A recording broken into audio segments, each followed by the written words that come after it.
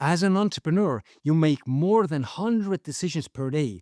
They all seem important, but only a small fraction actually change anything. In this video, I'll show you the decision-making system used to plan one of the most complex military operations of all time and how you can apply it to make your decision-making more effective. Let's start with the first part of the system. Have you ever thought about how many decisions General Eisenhower had to make while planning Operation Overlord? In less than a year, under extreme uncertainty, we're talking about hundreds of thousands of human lives here and the future Western Europe. As a foundation, he created clarity.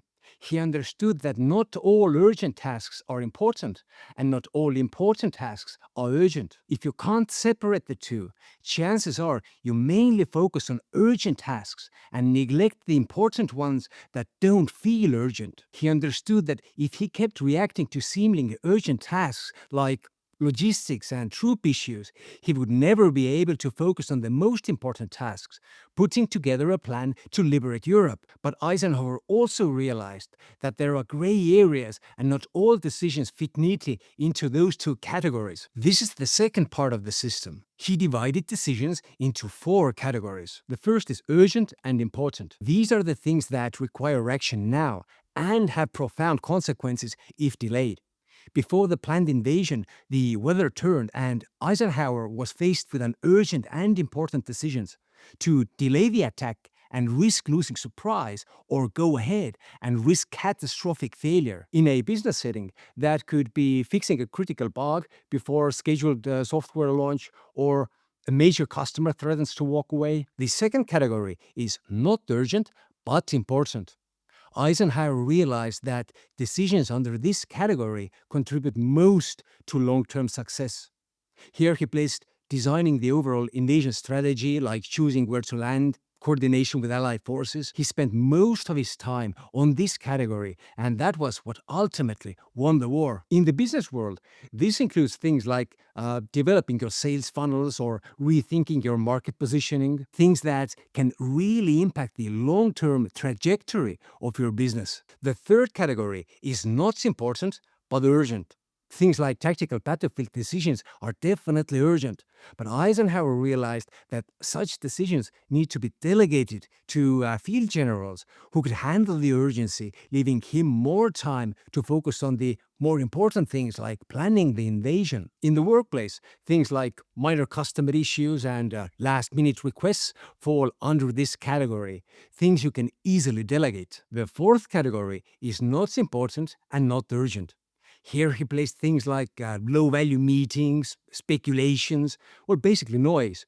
So he completely dismissed those distractions, freeing up his attention to focus on more serious matters. In the civilian world, this includes tracking vanity metrics that don't really drive decisions, opening irrelevant newsletters, but also escapism disguised as recovery. We've all fallen into the social media rabbit hole during the working hours, well, more than once really. The thing is, although this system helped Eisenhower plan and execute Operation Overlord, it won't work for you if you make these 3 common mistakes, and they're very easy to slip into. What I'm going to do now is quickly break them down to make sure you don't wreck the system. So, the first one. Entrepreneurs look at the task list and see, this affects revenue, meaning it's urgent and important. And this involves a client, again, urgent and important, etc., etc. So everything ends up under urgent and important, which defeats the whole point. You have to remember that a task is only important when it changes the trajectory of the business. The next mistake is one of the worst things we can do as founders, yet we do it all the time. Have you avoided delegating tasks because you think doing them yourself is faster than delegating them? As soon as you do it, you unknowingly move the task from urgent but not important to urgent and important. While this may seem harmless at first, especially if the task is small, you also tie yourself to everything that comes with it next, and your days slowly start filling up with low-leverage work. Here's the takeaway.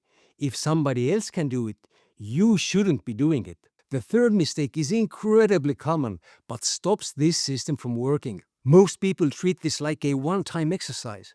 You sit down, you sort your tasks, everything looks clear, and you think you're done. But your business doesn't stay static. New problems show up, priorities shift, things that weren't urgent yesterday suddenly are today. And if you're not continuously reevaluating, you just slide back into reacting. The matrix only works if you use it as a filter every single day and sometimes even multiple times a day. While this system makes decision making much more productive, it doesn't eliminate failure.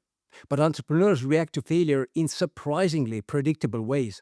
Some push harder, some overanalyze, and some withdraw. I created a short assessment that identifies your founder's stress pattern and shows you the recovery strategy that fits it. You'll find it in the link in the description below, and it only takes 3 minutes to complete.